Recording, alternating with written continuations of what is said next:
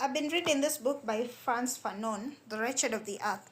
It was published in 1963.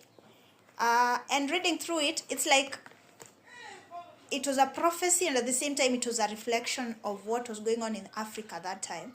It was during the struggle for independence when all countries in Africa were gaining independence. And I'm putting that in quotes because the same time that Africans are fighting for independence is the same time that Europe, because it's mostly a capitalistic republic and like their basis for being organized as Europeans is basically for economy, they had come to a realization that colonialism was not going to work anymore, and the best thing to do was to give those countries that were colonies some sort of political independence, but still have an economic hold on them.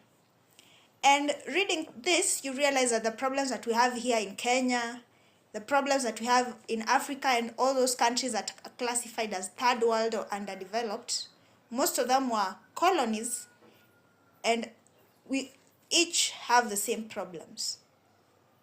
And that's why this is one of the things that is hard for Kenyans to hear, is that the government is not going to fix our problems because, number one, our problems have been with us since the inception of the system of rulership and political organization that we have. Our problems have been with us since the inception of the current economic situation that we have. And our problems have been with us because we were designed to be who we are and what we are right now so that we can continue being subservient to the West. So I think every problem, to solve it, you have to begin by understanding where it came from.